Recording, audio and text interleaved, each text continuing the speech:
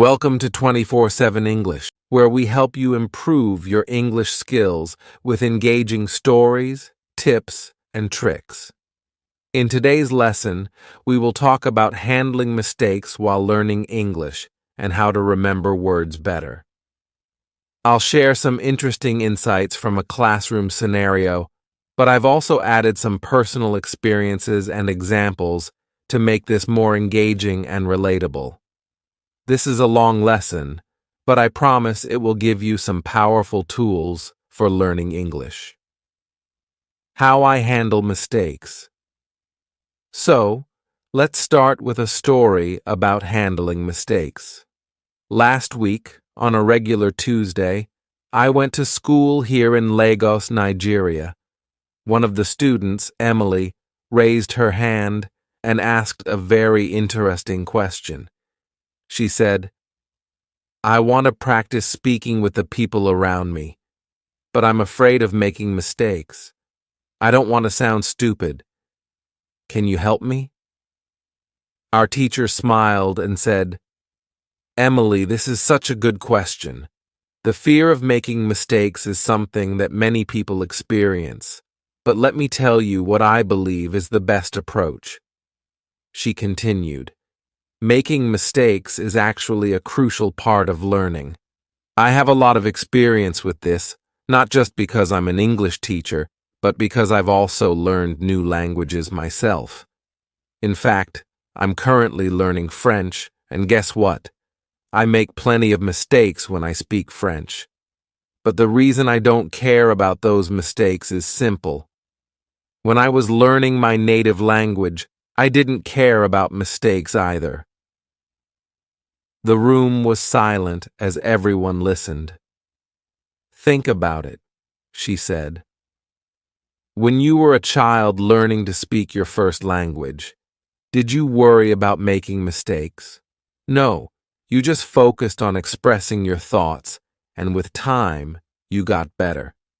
That's the same approach you should take when learning English or any other language. Focus on communicating your ideas, not on being perfect." She paused for a moment to let this sink in. Here's another example. When I practice speaking French, my main goal is to make sure that I express my thoughts. Even if I make mistakes, I know that with practice, I'll get better. The same goes for you when learning English. Every time you speak, read, or do shadowing exercises, your English will improve. This idea made a lot of sense to us. It's the same approach that works for many people. In fact, it's like learning how to play an instrument. When you start playing the guitar, for example, it sounds bad at first. You make mistakes, hit the wrong strings, and struggle with the chords. But you don't give up, right? Over time, as you practice, you start playing better. The same thing happens with English. You can't avoid mistakes at the beginning, but those mistakes help you learn and grow. Overcoming the fear of mistakes. Our teacher then added something that really stuck with me. "You should have the same attitude as a 2-year-old child," she said. "Children at that age make plenty of mistakes when they speak, but they don't care. They just keep trying, and by the time they're 3 or 4, they make fewer mistakes and can communicate very well. You know around 2,000 words, so it's completely normal to make mistakes from time to time. Mistakes are not something to be afraid of. They are part of the learning process. Nobody becomes perfect overnight. Even native speakers make mistakes. Think about public figures like politicians or business leaders. When they speak on television or in front of large audiences, they sometimes make mistakes too. But do they stop speaking? No, because they care more about sharing their ideas than worrying about making small errors. That's exactly how you should approach your English learning journey. Don't aim for perfection right away. Instead, focus on progress.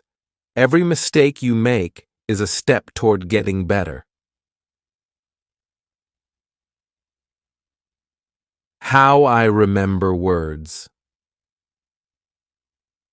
The next day, on Wednesday, I went to class again. This time, another student named Ryan had a question. He said, "I've started reading more, and I feel like it's helping with my grammar, but I'm having trouble remembering new words. I look them up in the dictionary, but sometimes, when I see the same word again, I forget its meaning. Can you help me?" Our teacher nodded and said, "Ryan, that's a common problem, and it's completely normal. When we learn new words, our brain needs to go through several stages before we can remember them well." She explained that there are 5 phases when learning new words. 1. Phase 1. This is when you see or hear a new word for the first time. You don't know its meaning, so you look it up in the dictionary. 2. Phase 2. You see the word again, but you still don't remember its meaning clearly. You look it up again. 3. Phase 3. The next time you see the word, you have an idea of what it might mean. You might recognize it as a verb or noun, but you're not 100% sure. 4. Phase 4. At this point, you know the meaning of the word when you see it, but you can't yet use it in conversation. This is called passive vocabulary. 5. Phase 5. Finally, you reach the stage where you can actively use the word when you speak. It becomes part of your active vocabulary. Ryan seemed relieved to hear this. "So, it's okay if I don't remember a word right away?" he asked. "Absolutely," our teacher replied. "It's all part of the process. You need to see or hear the word several times before it becomes a part of your everyday vocabulary. Don't feel bad if you have to look it up multiple times. Each time you do, you're getting closer to mastering it." How I improve my listening. On Thursday, we had another great discussion in class. One of the students, Lily, asked a question about improving her listening skills. She said, "I can read and write in English, but I struggle to understand people when they speak quickly. How can I improve my listening?" Our teacher smiled and said, "Lily, improving your listening skills is key to becoming fluent. Listening is a big part of communication because if you don't understand what others are saying, it's hard to respond." She explained that there are a lot of resources available online, such as podcasts, audiobooks, and English movies. But she said it's important to choose the right materials. When you listen to something in English, make sure you understand at least 95% of the words. If there are too many new words, it's better to read the transcript first so you can familiarize yourself with the vocabulary. She also gave some great advice. When you listen, don't focus on learning new words. The goal of listening is to understand the message. As you listen to more and more content at your level, your listening skills will naturally improve. You'll start to pick up on common phrases, sentence structures, and the rhythm of the language. Conclusion. In conclusion, learning English, or any language, is a journey full of mistakes, but those mistakes are your stepping stones to success. Whether you're learning how to handle mistakes, remember new words, or improve your listening skills, it all comes down to practice and patience. Remember, no one starts out perfect, but with each mistake, you're getting better. At Unlock English, we believe in the power of practice, and we're here to help you every step of the way. So keep speaking, reading, listening, and most importantly, keep making those mistakes. They are the key to your progress. How to improve your English listening skills with books, films, and motivation. Let me tell you about a few great ways to improve your English listening skills. These are methods I have personally tried, and they worked really well for me, so I highly recommend them to you. The first thing I suggest is reading books. Books are a fantastic way to start, especially if you're a beginner or even at an intermediate level. What's great is that you can choose books that match your current level of English. Step 1. Choose the right book for your level. Finding a book at your level is very important. For example, if you're just starting to learn English, you don't want to pick a book that's too difficult. It might frustrate you. But if you choose a book that you can mostly understand, you will enjoy it and learn new words along the way. Here's what you should do. First, read the book, then listen to the audio recording of that book. Listening to the recording while reading will help you improve both your reading and listening skills. You can do this at home when you're relaxed, or even while traveling, like when you're on the bus or train. There are some websites that provide great English books for this purpose. You can visit sites like greatenglishbooks.co.uk or learntoadbooks.com for access to interesting stories that also have recordings. These sites provide books in 3 different levels: beginner, intermediate, and advanced. This way, no matter your skill level, you can find something suitable. Step 2. Listen to the news in English. Another thing you can try is listening to the news in English. This can be really helpful because news stories often use everyday language, and you can hear how people really speak. There's a website called newsforeveryone.com that provides news stories in simple English. Just like the books, they offer news at different levels of English. Whether you're just starting out or already know 2,000 words in English, you can find something that suits you. Listening to the news regularly will help you get used to the language and improve your comprehension over time.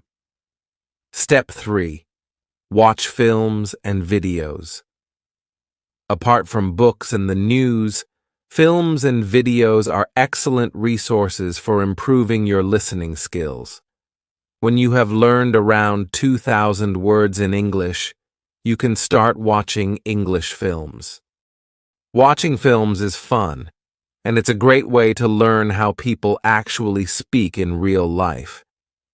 Here's what you should do. The first time you watch a film, turn on the subtitles. This way, you'll understand the story and learn some new words. After watching it with subtitles, try watching the same film again without them. Each time you watch the film, you will understand a little bit more. If you really enjoy the film, you can watch it multiple times.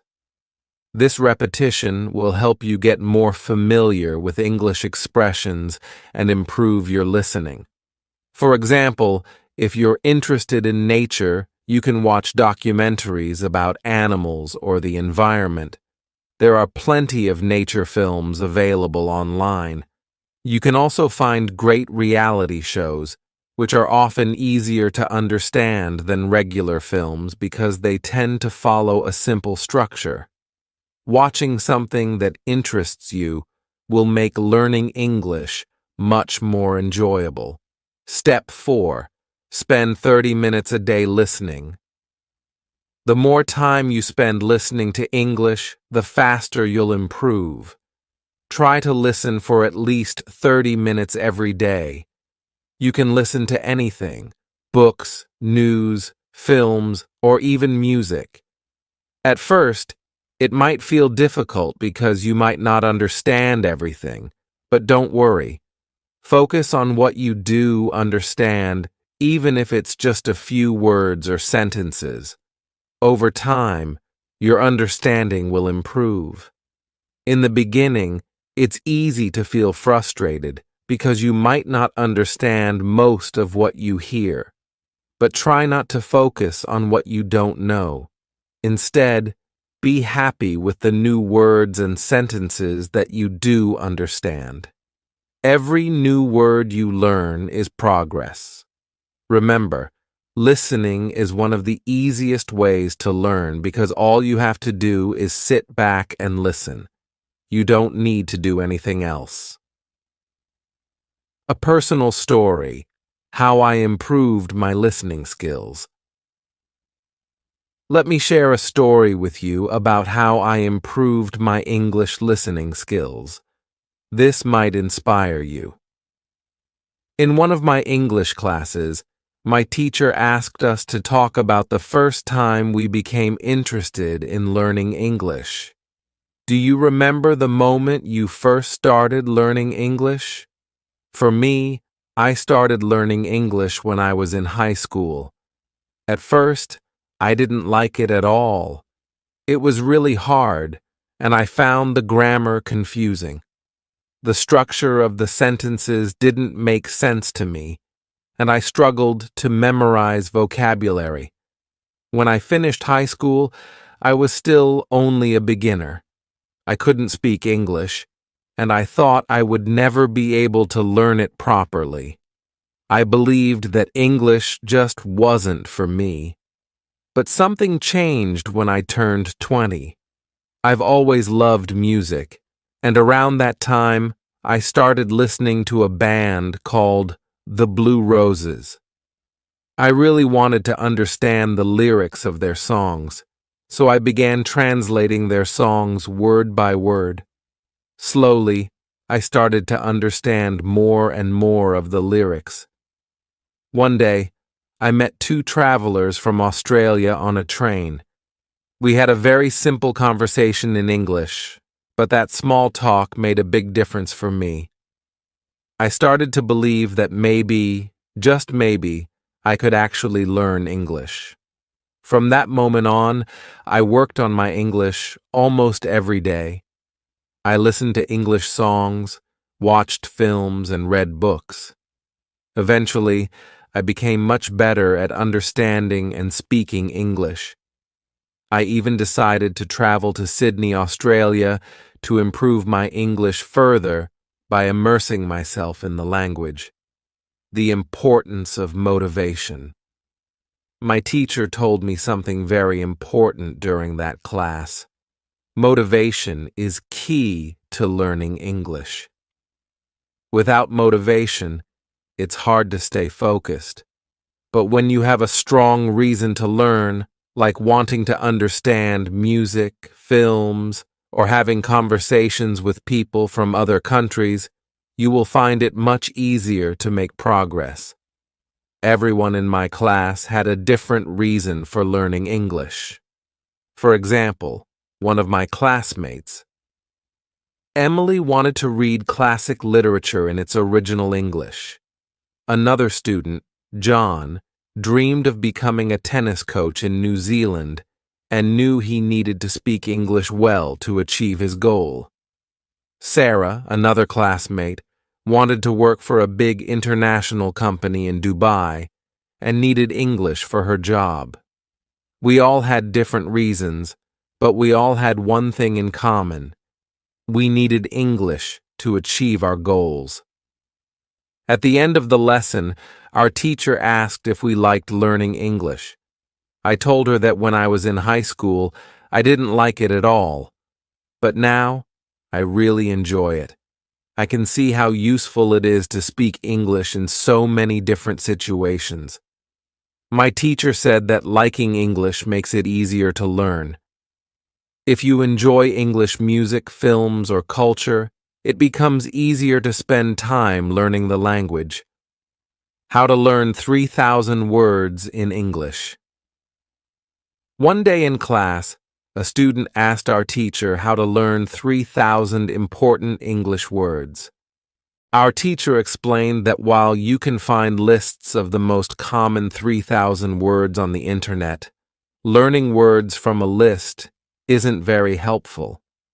Learning words in isolation doesn't help you understand how to use them in real conversations. A better way to learn new words is by reading or listening to full sentences. This way, you learn the words in context, and you'll remember them more easily. For example, instead of memorizing the word appreciate from a list, you can learn it in a sentence like, "I really appreciate your help." By seeing or hearing how the word is used in real life, it will stick in your memory longer. Conclusion: stay motivated and keep practicing. In the end, the key to improving your English listening skills is simple. Practice regularly, stay motivated, and enjoy the process. Find things you like to listen to, whether it's music, films, or news, and make it a habit to spend time with English every day. The more you listen, the better you will get. Just remember, every little bit of progress counts, and with time, you will see big improvements in your English skills.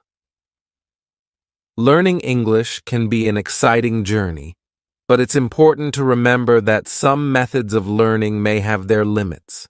For instance, when you rely only on memorizing individual words from lists or using a translation method, you might find yourself stuck after learning about 1,000 words. This approach can be slow, and there are much more effective ways to build your vocabulary and language skills. One of the best methods is reading. If you're a beginner, it's a great idea to start with simple books. A perfect example is Robinson Crusoe in simple English.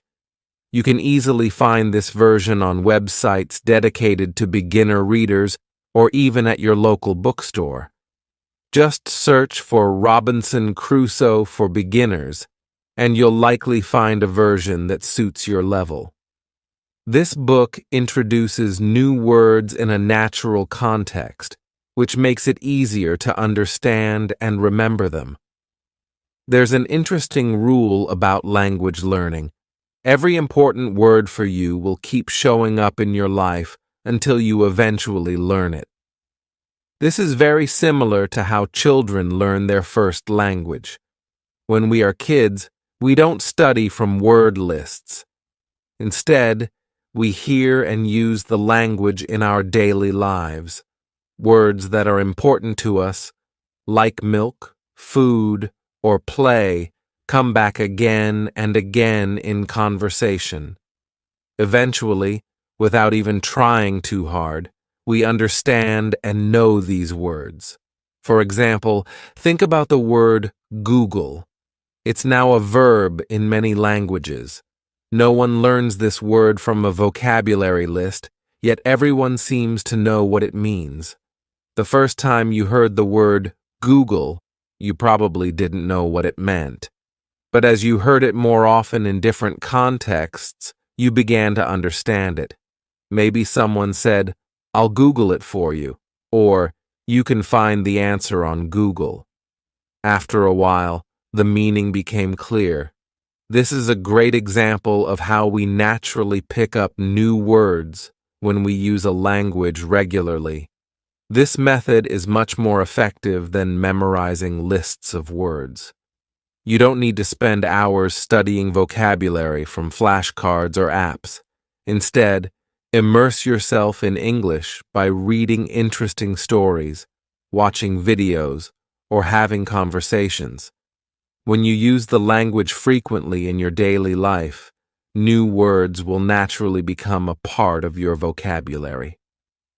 Let me share a story about a student learning English while working in a cafe. This student, let's call her Emma, lived in a small town in Canada. After school, she worked at a cafe, serving customers who mostly ordered coffee and sandwiches. At first, she found the job easy because the customers always used the same words: coffee, sandwich, thank you. These were words Emma heard every day, and she quickly became confident in her ability to communicate. As Emma's confidence grew, she started to have longer conversations with the regular customers. She felt proud that she could understand them, and they often complimented her on her English. Everything was going well until one day, something unexpected happened.